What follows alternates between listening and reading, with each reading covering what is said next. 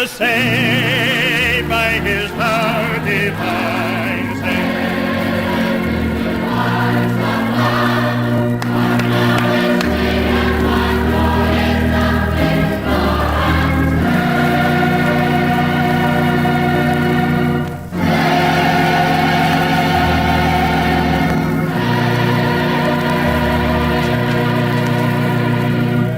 Howdy folks, this is Manic Mark, your real fake outsider artist, coming to you from the bunker system located underneath the art villa found somewhere in the jungles of the Midwest. And what day is it? Well, apparently the day has something to do with the Bible.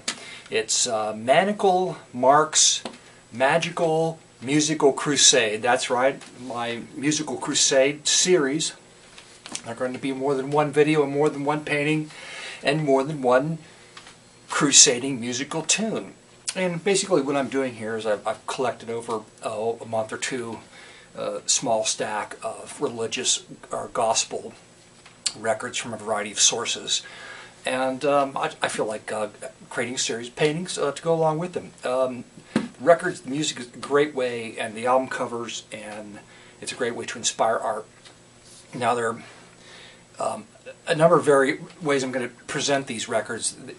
I've got one I'm going to present right now, which is just a, well, we'll get to that, but a good piece of music. That's it for today. And then I've just got some wacky LP covers I'm going to share, and then I'm going to, in the middle of it, there's a couple of oh my God tunes you're not going to believe in the middle of the series, and then I'm going to wrap it up with The Ring of Hellfire. The Ring of Fire, which is a Jimmy Swaggart Fire and Brimstone preaching LP. This is all the process of what I don't know, so don't forget that because it could change tomorrow. So, today, however, and you know, many of these LPs are local, not national. And it was, you know, Swaggart, everybody knows his story, but it's just so wacky, and the album cover art is so wonderful. I'm going to share that with you. So it's a wacky story and a wonderful album cover. So, but most of what I found is local, and I look for that kind of stuff because it's the treasure that other. Oh, that reminds me. Speaking of other oddball record lovers, I am now a where is it? There it is. A member of Tink's Atomic Vinyl Zombie Army. I'm a newbie zombie. That's right. The wonderful Tink invited me to join and sent me the button and buttons and cards, which I will try to dispense with at the local used record store. See if they'll put them on the counter, and maybe you can pick up some new people. Who knows? I don't know. So that's what I'm going to do with those. Thank you so much, Tink. Love you. And so back to the record. Well, okay. Here's the record. And I looked at this and I'm like, oh, you know, it's just a blue cover basically. Well, then I looked at the name of the group, and it's the Queen City Balladeers. Well, I live right across the river from the Queen City, which is Cincinnati. And right across the river is Covington and Newport, divided by the Licking River.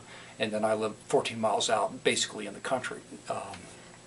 But 14 miles from downtown Cincinnati. So it's local, so I pick it up and I look at it, and there's no date on the LP, but from the photograph on the back, it's very hard to, kind of washed out, hard to see, and it looks like probably the late 50s or early 60s would be my guess. Well, the group, the Queen City Crusaders. Did I say Balladeers? I'm sorry.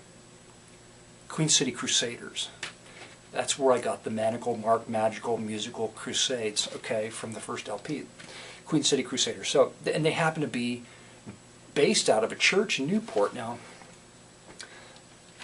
Newport's really come a long way since I moved here 20 years ago, but 20 years ago and back in the 50s, it was rough. It was a mafia town, you know, up until probably into the 70s. It was a little bit before my time, so I can't give you an exact date. But it was rocking. They had, you know, a strip with nude dancing and all that. Even when I was here, not that I ever went to any of those places. And I just illustrate that because here's a group of 3 men and 2 women that were coming out of a church in Newport, a Baptist church, a New Testament Baptist church, and I cannot find that. It's gone. I can't find it. The building's probably still there, but I couldn't tell you which building it is.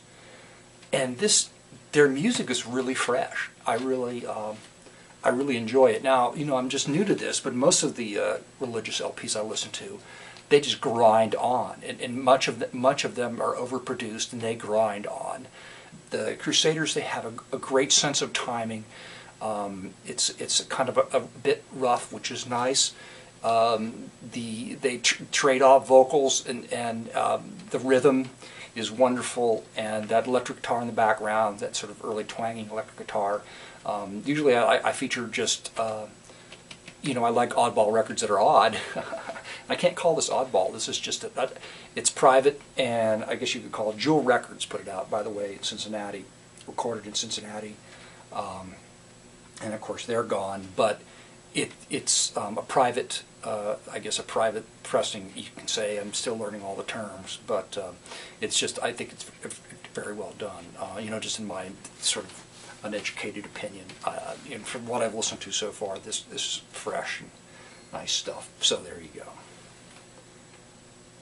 Okay, and I like to insert in here the second song. Hopefully we'll have time. It's King Jesus Will Roll All Burdens Away. So thank you folks for stopping by, and come back again for the next installment of Manic Mark's magical, manical, musical crusade moments.